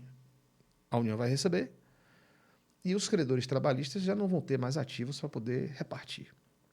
Então, são problemas que acontecem nos processos de falência que às vezes inviabilizam que ela siga uma marcha processual mais rápida, né? mais célere. Agora a gente tem algumas modificações, como você falou. Hoje em dia a gente não precisa esperar mais para arrecadar bens e vendê-los. Isso pode acontecer. A falência pode andar em duas marchas, uma para habilitação dos credores e descoberta do débito total, e outra para realização de ativos, sem que uma coisa influencie necessariamente na outra. Né? Seguramente. Não são fases sucessivas, né? Uma para depois a outra. Elas convivem. O administrador judicial ele tem que fazer na formação do quadro geral, mas ele também tem que fazer a arrecadação. E uma vez arrecadado, principalmente bens que perecem com muita rapidez, eles têm que ser vendidos de forma antecipada. Logo. Não adianta você arrecada um ônibus e aí você espera 4, 5, 6, 10 anos para poder vender esse ônibus. Quanto é que vai valer um ônibus desse, né? Você quer ver um problema? Safra. Como é que você vai esperar para fazer a venda de uma safra arrecadada? De um produtor rural? Não pode. Né? Não pode. Você tem que vender imediatamente essa safra. Né? São produtos perecíveis. Você não tem como esperar. Então você tem que fazer a venda, ainda que por venda direta. Rapaz, para mim essas questões todas que a gente falou aqui agora, elas são decorrentes de um ponto geral, digamos assim, quase filosófico, que é quando o direito está se metendo onde provavelmente ele não deveria ter se metido. Ou o fato dele se meter não é o que vai fazer o problema resolver, porque é um problema alheio à natureza jurídica. E aí você tem questões que são necessariamente negociais e que o direito não consegue resolver, porque ele é, por sua natureza, mais lento, mais analítico, mais cercado de formalidades, mais cercado de garantias. E isso não é ruim, não. Mas a natureza dele. Aí você não pode querer. Mas é justamente por isso que ele existe, né? Porque se as relações sociais forem todas harmônicas. Né? Porque esse pensamento ele atrapalha e ajuda ao mesmo tempo. Se as relações sociais todas fossem harmônicas e todos respeitassem. Não tinha por que existir intervenção estatal, não tinha por que ter magistrado, né? É justamente a partir da recusa de cumprimento de obrigações que os conflitos nascem, né? E a solução de conflitos tem que aparecer, se não for através de meios alternativos, está na moda agora, e é incentivado, inclusive, através de decisão judicial, não tem jeito. Vamos trazer algumas questões mais práticas para o pessoal aqui, nesse último texto do programa. Eu queria perguntar para você sobre o momento real, né, que não é o início da atuação, mas é uma das fases, que é a habilitação do crédito. Né? Você falou já, o cliente te procurou e agora a gente está falando para o advogado mesmo. Cara, você tem que fazer isso, tem que fazer aquilo, é isso e aquilo. O cliente procurou, você já disse, primeira coisa é descobrir qual é a natureza do crédito, saber se ele está devidamente quantificado, se não está, qual a classe que você vai se habilitar, se aquilo está feito de maneira correta, ou qual é a maneira correta de se fazer isso. Mas existe um timing para que isso aconteça. Né? Quando o cliente te procura, olha, eu tenho isso aqui para receber essa empresa, ela está em recuperação judicial. Existe situação em que aquele crédito já era? Olha, amigo, você dormiu aqui... Existe, mas é difícil, porque a gente estaria falando de prazos prescricionais, né? Depois da 1412, o credor ele precisa estar atento a esses prazos para que o seu crédito não prescreva. Ele precisa ter ficar atento a isso. Agora sim, o advogado do credor, quando ele recebe uma demanda dessa,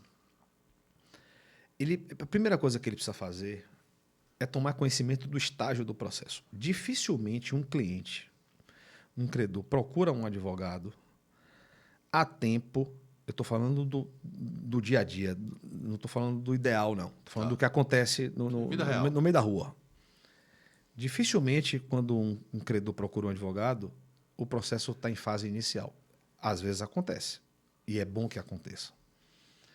Mas isso não significa que ele perca o direito de habilitar o seu crédito. A primeira coisa que o advogado precisa fazer é baixar o processo de recuperação judicial. Vai demorar um pouquinho, porque é enorme. Né? Volume. É enorme. Tende a ser muito grande. Só a petição inicial são... Na petição inicial, às centenas vezes, não é para muito... propor. são os anexos, né? São muitos extras, né? balanços e documentos contábeis. E ele precisa ficar atento ao seguinte: qual é o primeiro momento de atuação do advogado de credor em uma recuperação judicial? Atuação processual. É quando o juiz publica o edital de processamento.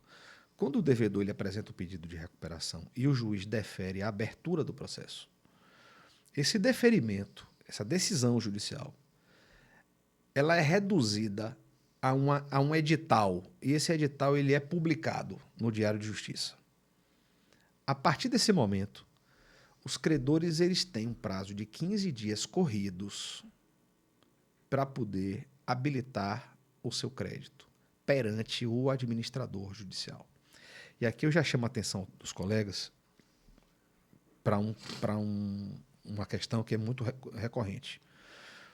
Muitos advogados de credores, notadamente aqueles que não têm sim, muita prática na advocacia de insolvência, eles apresentam seus créditos nos autos da recuperação. Aí faz aquela recuperação que já começa com 1.000 páginas, 1.200, em 15 dias vai para 10.000. Porque tem muito credor que apresenta o crédito, junto com o crédito, apresenta o inteiro teor do seu processo trabalhista.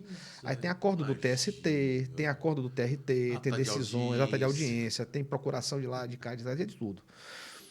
Folha de ponto. Então, isso tumultua o processo de recuperação. Então, assim, a primeira coisa que o advogado precisa saber é que a habilitação inicial, a habilitação administrativa, aquela primeira habilitação, ela é feita ao administrador judicial.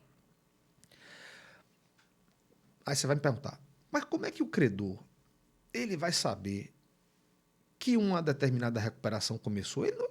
Ninguém é doido de ficar todo dia abrindo diário de justiça para saber se teve uma recuperação judicial. Sim. Uma das funções do administrador judicial, quando ele é nomeado lá no início do processo, o juiz, quando ele determina a abertura do processo, na mesma decisão ele nomeia o administrador judicial. A primeira obrigação do administrador judicial é encaminhar cartas, comunicados da abertura daquele processo a todos os credores do devedor. Então, o administrador judicial, uma vez nomeado, a primeira providência que ele tem que fazer é encaminhar cartas para todos os credores. Com base na lista que o próprio devedor juntou no pedido de processamento. Exatamente. Com base naquela lista, ele tem que apresentar essa carta. E nessa carta ele tem que dizer, olha, o devedor fulano de tal teve recuperação judicial processada na data tal e ele indicou um crédito seu no valor de X, na classe tal. Caso o senhor entenda incorreto o valor do crédito ou a classificação, o senhor tem 15 dias corridos para apresentar ao administrador judicial a sua habilitação ou a sua divergência, se ele vai divergir dos valores que já estão listados, ou se eventualmente ele tem algum outro crédito que não foi considerado, ele pode apresentar a habilitação. Essa é a primeira providência. E como que essa habilitação ela tem que ocorrer? O que é que o advogado precisa se atentar para fazer uma habilitação correta? Bom, a lei estabelece que o crédito ele não precisa juntar o inteiro teor do processo trabalhista. Sim. Isso é até ruim para o credor. Ele precisa apresentar ao administrador judicial a prova do seu crédito e a quantificação do seu crédito.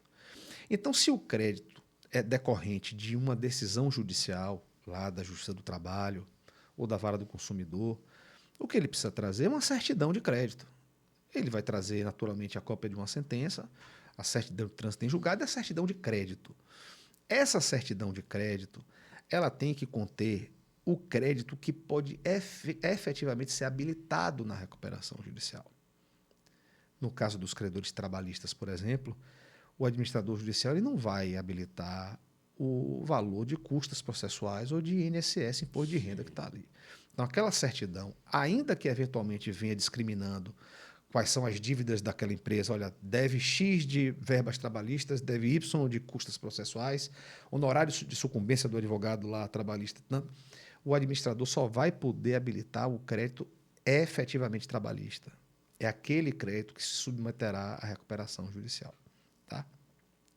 E esse crédito ele tem que ser corrigido com os encargos usuais da condenação, ou se não for de condenação, se for um crédito oriundo de um contrato, ele tem que corrigir de acordo com os encargos do contrato, porém, essa correção ela tem que cessar na data do pedido da recuperação judicial. Então, se uma determinada empresa pediu recuperação judicial no dia 10 de fevereiro, mas a decisão que processou a recuperação só aconteceu em abril, o crédito tem que ser corrigido até 10 de fevereiro. Não importa se demorou. Quanto tempo demorou? Não importa se o juiz demorou para decidir ou se o edital foi publicado 3, 4, 5 meses depois. A data de corte de correção do crédito é a data do pedido de recuperação judicial. E por que isso? Porque a partir desta data, o crédito ele será corrigido de acordo com o que disser o plano de recuperação. O plano de recuperação ele promove uma novação no crédito. O plano de recuperação ele vai novar aquele crédito. Então, aquele crédito que era trabalhista, ele vai virar um crédito judicial depois que o plano for aprovado. Ele vai virar aquele título que ele tinha. Tem um crédito que está constituído através de um contrato. Aquele contrato vai virar uma sentença homologatória de plano. Aquele título que era um título extrajudicial vai passar, o credor vai ter um título judicial. Então, ocorre uma novação das obrigações a partir da aprovação de um plano de recuperação. Entendeu? E aí, o plano vai dizer, a partir a correção é X, vai ser X. E isso também é objeto da liberação dos credores. Também. Até dizer que não terá correção. O que pode acontecer. Olha, os créditos serão corrigidos somente a partir da aprovação do plano. Então, desde o pedido de recuperação até a aprovação do plano, o crédito vai ficar congelado. Se os credores assim aprovarem, a regra valeu para todo mundo. Se não aprovarem, é falência.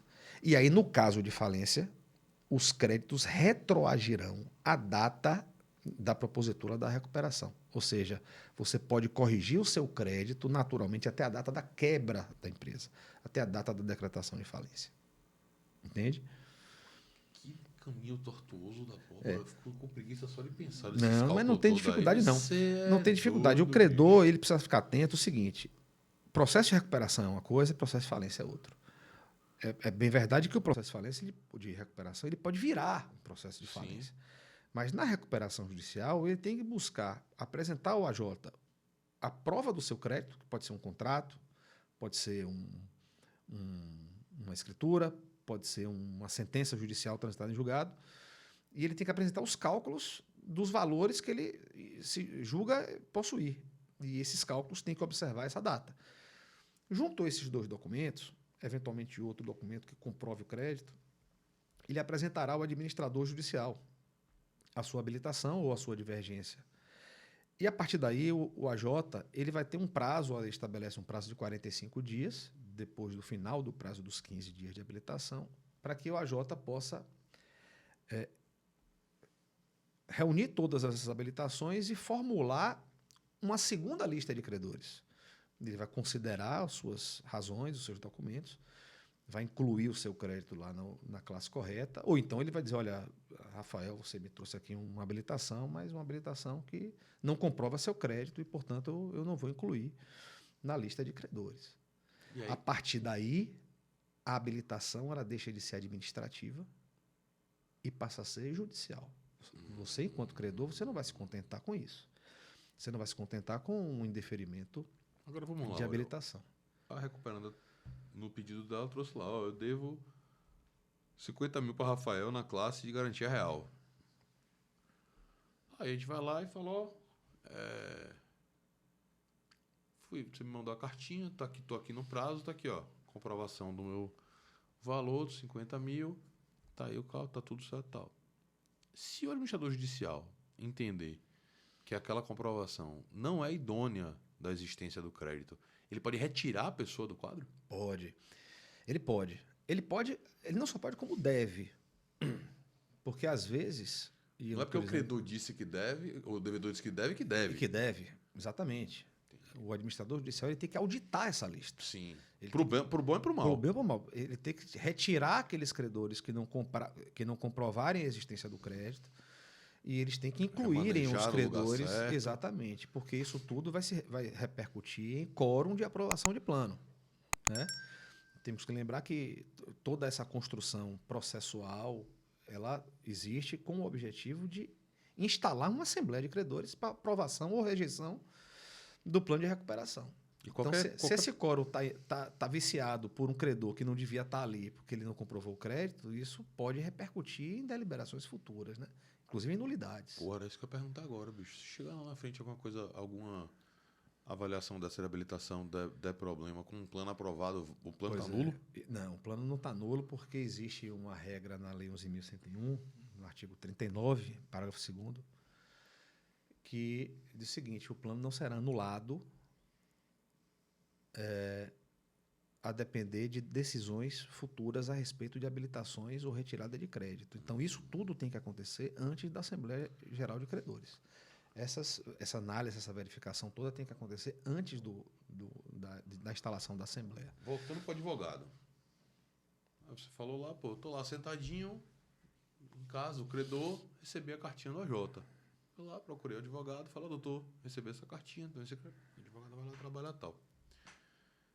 Vamos supor que o devedor, muito marotamente, não colocou que ele deve nada na lista. Seu nome nem está lá. Você não vai ter como saber, você não vai receber cartinha do AJ. Não vai receber. Você está ali achando que o cara me deve. Bacana. E aí? Como é que ele vai ao encontro do processo se ele não sabe sequer da existência do processo? Beleza, vamos lá. Antes de responder sua pergunta, eu vou seguir o seguinte. Na primeira hipótese, na habilitação administrativa, em que o credor faz junto ao AJ, ele corre o risco de não ter a sua habilitação deferida pelo AJ. Sim, claro. Né? E a partir daí surge para esse credor a possibilidade de ele fazer a habilitação de forma judicial, que é através do ajuizamento de um incidente de habilitação de crédito. Não será mais o AJ que irá decidir se o crédito será inscrito no quadro geral ou não. Será o juiz. A atuação prévia do administrador judicial é pressuposto para o ajuizamento dessa habilitação judicial?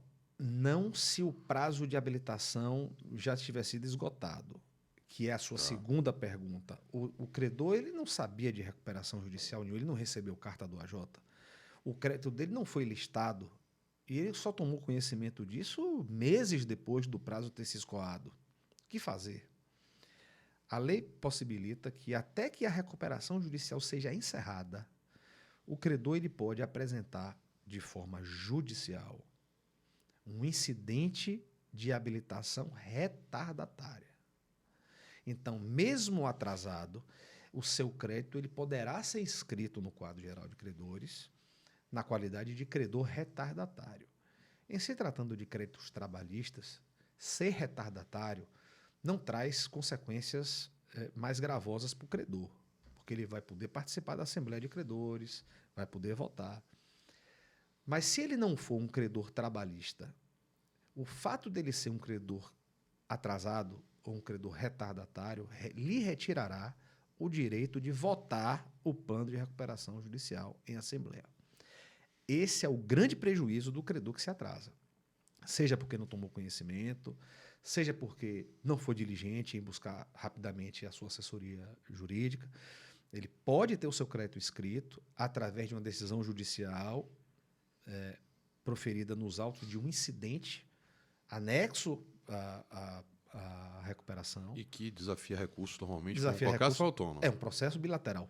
Tá. É uma ação bilateral entre um credor contra a empresa de recuperação judicial, Sim. que é a devedora. Não é uma ação de natureza condenatória. Sim. É uma ação de natureza declaratória. Vai declarar que existe aquele crédito e vai determinar o AJ que inscreva no quadro geral de credores. Então, ele pode fazer isso, mas a consequência de ser um credor retardatário é a vedação de participação com voto na Assembleia Geral de Credores. Ainda sem culpa? Ainda que ele não tenha culpa, porque foi publicado um edital dando conhecimento público para todos os credores. Então, a formalidade do edital faz com que os prazos comecem a correr E o credor tem que se atentar a isso. O edital ele complementa a comunicação que o administrador judicial manda, né? Tipo assim, o administrador judicial Exatamente. mandou tudo, ó, agora para quem o administrador não mandou, qualquer que seja o motivo. Até porque, Rafa, o prazo de 15 dias corridos para que os credores apresentem suas habilitações administrativas, elas não correm do recebimento dessa carta. Não? Não. A carta não abre prazo. A carta do AJ não é uma comunicação judicial. Não é uma intimação judicial. O prazo ele vai correr da data da publicação do edital. Ah, tá. Tá? É a partir da publicação do edital que começa a fluir o prazo de 15 dias para as habilitações de crédito. Aí você falou no caso do trabalhista, ele não tem essa penalidade. Ele não sendo tem esse trabalhista, problema ele de... mantém o voto. Mantém o voto. E se for depois da aprovação do plano? Ele vai aderir às condições em que o plano aprovou, que foram aprovadas pelo plano. Se um determinado credor aparece numa recuperação já com o plano aprovado, seu crédito será inserido, vai ser julgado procedente, desde que ele reúna as condições para isso, e ele será pago de acordo com a proposta de pagamento que o plano determinar para a classe dele. Tipo, você não vota, você vai aderir ao que já foi votado. Você vai aderir ao que já está pronto, exatamente. Independente da relevância dele para a classe. Independente da relevância dele para a classe. Exatamente. Isso, às vezes, para o devedor, é uma boa, né? Porque você conseguiu aprovar seu plano e aí aparece um credor que, eventualmente, poderia evitar a aprovação e ele vai ter que aderir àquele plano. Por outro, é um problema, porque o devedor ele se organiza para pagar aqueles credores que estão habilitados. Toda a construção financeira para ele é para atender aquela galera. É verdade. Todo o fluxo de pagamento que ele propõe nos próximos 10, 15, 20 anos é para atender aquela galera. De repente aparece um credor enorme e ele vai ter que incluir aquele cara. Naquelas condições. Naquelas condições, sem ter se preparado para isso. Quer dizer, claro, talvez uma falta de organização. Ele deveria saber que tinha aquele credor. Mas o fato é que, no mundo real, os planos de recuperação são desenhados e preparados para atender aqueles que estão habilitados. Rapaz, Isso traz uma coisa boa. Você aprovou o plano, quando poderia não ter aprovado, mas, por outro lado, ele traz um ônus, às vezes, que você não está preparado para assumir. Agora, velho, não existe, então, possibilidade de que questões de problemas relacionados às habilitações de crédito possam desconstituir a aprovação de um plano? Não pode, não pode. O plano aprovado... Não importa o motivo. Não importa o plano aprovado... Pode estar cercado de má-fé, não tem para onde correr? Não tem. Assim, veja só, a gente está falando do que tem previsão legal. Sim. Né? As decisões judiciais a gente encontra para todo lado. Sim, claro. Se o que pode e o que não pode não é o que ocorre ou o que não ocorre. Né? Tem uma diferença enorme em relação a isso. O que a Lei 11.101, a Lei de Recuperações, determina é que os planos de recuperação eles não serão alterados, modificados, anulados em razão de pendência de julgamento de habilitações. Se aquela habilitação não for julgada a tempo, aquele credor ele não vai participar. É para isso que a assessoria jurídica do credor tem que ser atenta para buscar uma tutela de urgência junto ao juiz para participar da Assembleia. Não vai dar tempo de julgar a minha habilitação a tempo, mas eu preciso votar. Então, cabe ao advogado que defende o crédito correr até o magistrado e dizer assim, ele precisa de uma tutela antecipada, precisa de uma tutela de urgência para participar da Assembleia de Credores, ainda que a decisão final acerca dessa habilitação ocorra depois. Mas eu preciso votar. Entende? Se ele não obtiver essa decisão, se ele não participar da Assembleia, a Assembleia não será anulada, porque, olha, aquele credor não participou, ele deveria ter participado. Então anula, o quórum seria diferente. Isso não acontece. Rapaz, então, no momento que é determinada a realização da Assembleia, o processo vira um Deus nos acuda. Né? Exatamente. Às vezes, alguns magistrados mais atentos à celeridade, eles querem, com certa urgência, convocar a Assembleia para resolver a recuperação. E, às vezes, a empresa em recuperação ela não tem condição de colocar o plano em votação naquele momento, porque ela não terminou de construir os acordos. A solução, as Os conversas. acordos, as conversas. Ainda está no processo de convencimento, de modificação do plano para atender uma determinada categoria de credores. Ainda não concluiu as negociações. Borel, na vida real, ninguém vai para a Assembleia votar o plano na hora de votar o plano. Muito difícil. Tudo né? isso é negociado antes. É muito difícil, é muito difícil, muito difícil. O all-in, né? Eu vou para ver o que é que dá. Isso seria até uma irresponsabilidade. Você não construir as soluções negociais antes para que você já chegue na Assembleia com um mínimo de previsibilidade. A previsibilidade ela é necessária, ainda que seja sabendo que o plano não vai ser aprovado. Porque sabendo que o plano não vai ser aprovado, o devedor ele pode modificar o seu plano de recuperação judicial na Assembleia para atender uma determinada demanda dos credores. Ele pode propor a suspensão da Assembleia para que as conversas possam ser aprofundadas. A Assembleia ela pode ser suspensa, depois de instalada ela pode ser suspensa e ela, desde que ela não demore mais de 90 dias para ser concluída. Então, a previsibilidade para o devedor é necessária para que a sua assessoria jurídica possa construir soluções, tanto para o caso de não ter o quórum necessário para aprovação, como para a hipótese dele ter o quórum de aprovação e, eventualmente, tomar as providências seguintes, né? Quando a gente tem uma negativa de aprovação, uma desaprovação do plano de recuperação, esse como você já falou, é uma das hipóteses de convolução. Convolução não, porque nem chegou a... Não. É uma das hipóteses, porque a recuperação ela foi processada. É né? verdade. Então ela vai ser convolada em falência. Essa decisão da Assembleia de Credores, você também já explicou para a gente que ela não está sujeita à análise meritória do juiz. O juiz vai olhar para aquela Assembleia e falar, vem cá, tem algum vício aqui? Não. Se não tem, e o plano não foi aprovado, a única coisa que eu posso fazer é decretar falência. Dessa decisão vai caber recurso, obviamente. Mas o recurso também não vai poder analisar nenhuma questão meritória da aprovação ou não do plano, não é isso? Não pode. Decisão judicial em processo de recuperação não pode se arvorar a discutir o mérito do plano. Quando um plano é reprovado em Assembleia, passo seguinte à reprovação do plano em Assembleia a 1412 trouxe uma inovação que é a possibilidade do próprio credor apresentar um plano alternativo. Né? Então, depois da desaprovação? Se não aprovou o plano, e agora o que fazer? Então, o administrador judicial ele tem que franquear aos credores a possibilidade de apresentar um plano alternativo. Qualquer credor? Qualquer credor pode apresentar um plano alternativo. E aí pode aparecer 50 planos alternativos? Pode aparecer. Esse plano alternativo ele tem que ser votado.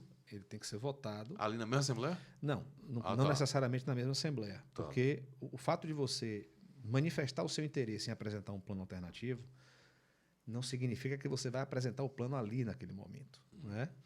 Os credores ali vão votar a possibilidade de apresentação do plano alternativo. Então, se os credores, vamos decidir que vamos apresentar um plano alternativo.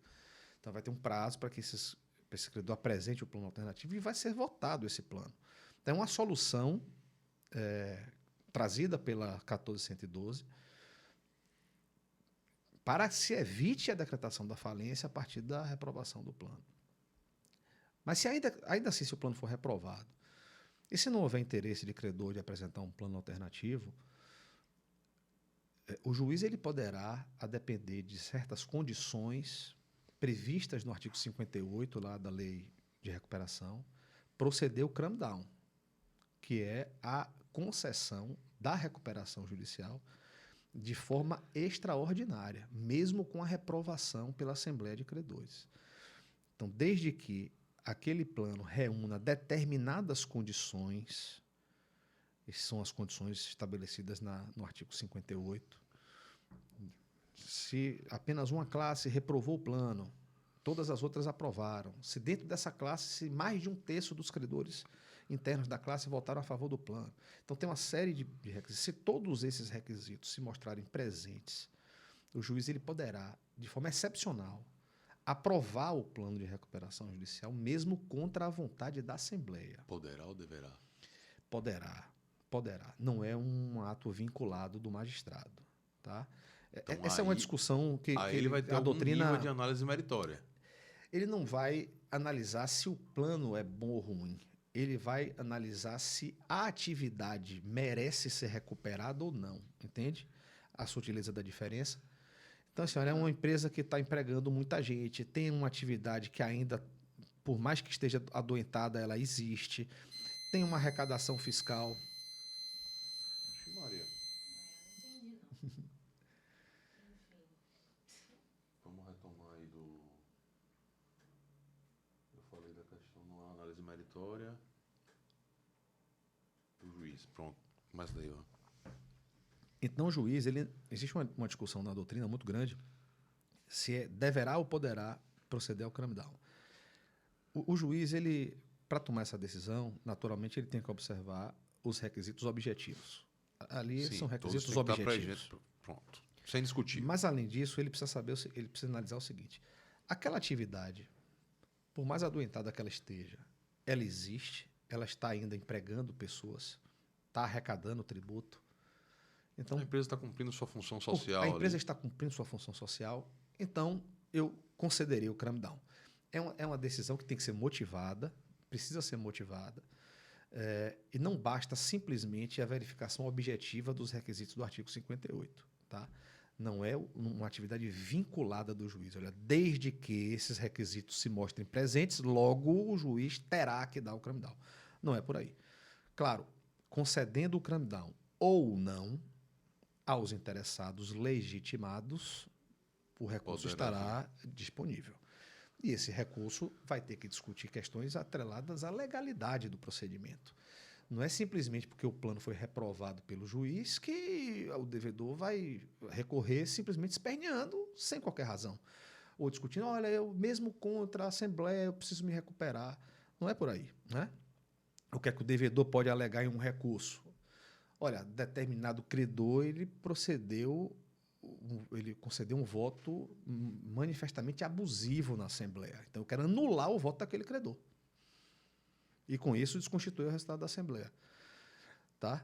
Ou, por exemplo, um determinado credor que descubra que um outro credor votou sem estar habilitado para participar da Assembleia de Credores. Ele pode desconstituir o voto daquele credor. E desconstituindo o voto daquele credor, o quórum de aprovação pode ser alterado. Outro exemplo, credores que são familiares do devedor, por exemplo, isso não impede de serem credores, Claro. mas impedem de votar. Eles não podem votar na Assembleia de Credores. Eles não possuem direito de voto. Não podem... A sua presença não pode fazer quórum de instalação e nem de aprovação do plano. Então, se eventualmente um credor desse Ele não tiver existe. votado... Para a Assembleia ele não existe. Para a Assembleia, ele pode participar da Assembleia, ele pode se manifestar, mas ele não pode votar. Então, se um determinado plano foi aprovado considerando o voto de um desses credores, Também está errado. judicialmente poderá ser anulada a Assembleia, o resultado da Assembleia por conta disso. Então, Ou seja, as hipóteses desculpe. de recurso, elas são muito limitadas. O recurso ele não pode simplesmente questionar o plano. Olha, esse plano é ruim. Pô, proceder um deságio aqui de 90% ao credor, isso é muito ruim. Isso aí é uma moratória. Isso aí é um calote institucionalizado. Se foi regularmente aprovado aquelas condições, então o plano terá que ser cumprido daquela forma. Entende? Não poderá o magistrado se Agora, arvorar eu fiquei curioso e se meter. com essa questão do plano apresentado pelo credor, que é novidade trazida pela reforma de 20 da lei, né? É qualquer termo. Porque veja só, pra gente que não é especialista da área, a gente ouve você falar, eu penso assim, bom, chegou lá na Assembleia, a Assembleia chega e fala, ó, esse plano apresentado aí tá por fora, não vamos aprovar, vamos apresentar um plano aqui. E aí você me falou que qualquer credor pode apresentar o plano. Qualquer credor pode... Claro, existem regras e limitações para que o plano do credor obedeça. O credor não pode simplesmente apresentar qualquer plano. Uma Era das esse o condições, meu por exemplo, é o ponto. seguinte, olha, ao devedor, o novo plano não poderá, por exemplo, trazer uma situação pior do que ele teria numa falência, por exemplo. Entende? Tem uma série de questões que desincentivam a apresentação do plano pelo O credor credor. não pode chegar lá simplesmente e falar assim, ó, meu amigo, você estava propondo aqui um deságio de 80%, eu proponho de 0. Pronto, ele Você estava propondo aqui um prazo de 20 anos, eu proponho de 2. Ele não pode chegar lá e... Na verdade, ele até pode. E essa proposta ela será deliberada pelos outros credores. Só que o proponente do plano alternativo ele também tem responsabilidade sobre aquilo que ele propõe. Entende? Como assim? Ele tem responsabilidades, ele vai ter que responder por aquilo, daquilo que ele apresentou e está defendendo. O plano do credor tem uma recuperação judicial bem famosa que foi da Samarco. A Samarco teve um movimento inicial de apresentação de um plano alternativo pelos credores, que não vingou, não foi adiante. Mas a maioria das recuperações não contam com o plano alternativo do credor, justamente porque o credor ele não quer assumir o papel do devedor. Entende? Ele vai ter que administrar aquilo. Ele vai tomar a chave do negócio e vai dizer, olha, o plano agora é esse e vai ser cumprido dessa forma. Então, as responsabilidades que antes eram do devedor passam a ser daquele credor que propôs aquele plano. Muitas delas, sim. Então, não tem, a lei não traz um rol de incentivos para a apresentação de plano de credor, entende? Eu vou dar um exemplo.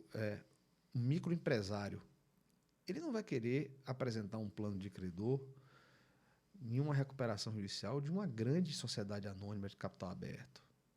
Ele não tem estrutura para aquilo, entende? Um banco, que eventualmente poderia ter essa estrutura, ele não quer correr esse risco. O risco que ele já correu e o estresse que o crédito dele já sofreu não será majorado por conta de um plano alternativo. Ele não vai se meter com Faz isso. conta, Então, né?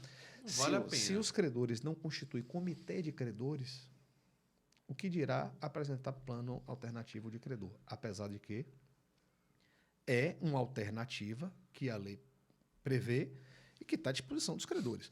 Mas é saber conhecer os riscos e as responsabilidades que o credor terá ao apresentar e aprovar esse plano alternativo. Por outro lado, até porque se não tivesse nenhum tipo de responsabilidade ou de encargo para o credor que oferece o plano, não haveria mais por que o devedor apresentar plano, porque eles seriam todos negados, o credor ofertaria outro e acabou, né? Exatamente. Viraria quase compulsório. Não gostei desse, vamos rejeitar e eu já tenho um pronto aqui, melhor, para aprovar que vai atender a gente aqui. Todo o processo de recuperação, ele tem que estar sempre... E a atuação de todos os personagens, né? Todos os players, tem que entender o seguinte, recuperação judicial é um processo que tem um objetivo muito claro, que é preservar a atividade econômica.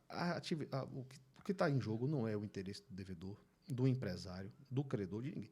É o interesse da manutenção daquela atividade econômica, desde que se mantenham os empregos, o interesse dos credores, a arrecadação fiscal, ou seja, toda a roda econômica tem que ser protegida. Dito isso, eu quero dizer o seguinte, se um determinado credor apresenta um plano de recuperação judicial alternativo, de liquidação da empresa, liquidação total, olha, a gente vai pegar o seguinte, a gente vai vender todos os bens e vamos repartir entre os credores. Esse é o plano alternativo. Por mais que tenha a adesão de 100% dos credores, esse plano alternativo ele não pode ser homologado pelo juiz, porque isso daí é uma falência sendo realizada através de um processo de recuperação judicial. Um plano como esse, ele não visa preservar a atividade, ele visa atender exclusivamente aos credores. Sim. E para isso existe uma regra específica, que é a regra da falência, que prevê pagamentos escalonados a depender da classe que você se enquadre. Né? Seria quase uma fraude, né? Seria um desvio de finalidade do processo de recuperação judicial. Então, não é qualquer plano que pode ser aprovado. O plano de recuperação ele tem que atender à função social do Instituto da Recuperação, porque se assim não fosse, era simples, né? Pediu recuperação? Não, vamos rejeitar aqui, aprovar um plano alternativo com venda integral da empresa e divisão do patrimônio entre a gente. Aí toda recuperação é uma falência disfarçada. Considerando que o plano alternativo, quem vai decidir são os credores, a depender do seu peso, aqueles pequenos trabalhistas poderiam não ser bem contemplados num plano alternativo e os enormes poderiam simplesmente repartir a maior fatia do bolo. Entende? Para evitar essas desproporções e essa injustiça é que existe o processo de falência. O processo de falência existe para isso, para organizar a divisão do que sobrou. O racional é absolutamente outro. O objetivo, né, do Instituto O objetivo é outro. do Instituto é outro. Exatamente. E você começou essa conversa dizendo que não era complexo, opa aí, que porra. Mas não é tem mole? complexidade. Não é o quê, não. meu amigo? Olha essa doideira toda que a gente falou aqui agora nesse final, inclusive. É pau, dá pra... É a história do meme, né? Se você não conhece, não vai sem ajuda do profissional, não. Mas tem nada mais complicado do direito previdenciário. Se você conversar com o Ed Pérez, que é meu amigo, se você vai trazer aqui direito previdenciário, você sai daqui com a cabeça fumaçando. Né? Então, vamos concordar assim, tem coisa pior. Muito. É verdade. Muito pior. Muito pior. Amigo, obrigado, viu? Eu gostei amigo. demais, aprendi muito hoje aqui. Já posso pensar em estudar mais um pouquinho, começar a atuar na área também aí, pagar uns boletos aí. Ainda mais que você falou que a área tá precisando de gente, então você tá precisando de gente. Tá precisando de gente Só boa. tem que Aí, colar. Cadê o Dr. Fred? Tá fazendo? Aí, tá vendo você? Podia estar aqui, né? Podia estar aqui. Dr. Fred deve estar agora aí faturando, né? Estudou, né? Segundo ele. Velho, obrigado. Professor Parabéns João pela... também tá em terras internacionais. Aí acaba que também. meados de novembro já tá de férias. Esse vendo? já venceu na vida, né? Esse Já daí venceu na há muito vida. tempo, Né? muito Pois tempo. é. Meu amigo, a semaninha ali, Natal, Réveillon, e olha lá, a galera começa em novembro. Ô, meu Velho, amigo. obrigado, foi massa. Parabéns pela forma facilitada que você consegue tratar. Volto a dizer, você falou no começo que não era complexo. É complexo, sim. Não é porque você consegue apresentar de uma maneira mais facilitada que a porra não é complicada. É complicada, bicho. Mas com boa vontade e interesse em estudar e ingressar na área, vai se descortinando essas dificuldades. Claro, tem que ser, né? Tem que ser complicado. Se fosse simples, a gente não estava aqui, E né? também não tinha nem graça, né? Não tinha nem graça, né? É coisa simples, aí não precisa, né? Não precisa da gente. Tem que ter um pouco de dificuldade também. Mas o bom é ter quem transforma essas dificuldades em facilidade. Sim. Não é isso? É verdade. Você foi um deles hoje aqui. Beleza. Galera, obrigado por ficarem com a gente aqui até agora. Esse é Marcos Borel, advogado, especialista na área de insolvência, professor, o bicho sabe tudo e mais um pouco. A gente falou sobre uma ótica um pouco mais voltada para o credor na recuperação judicial e na falência. Eu espero que vocês tenham gostado. Se gostaram, se inscrevam aqui, ó. Tem o botãozinho, aperta o sininho para receber notificação do episódio novo. E semana que vem tem mais podcast palestra para vocês. Obrigado, valeu, tchau.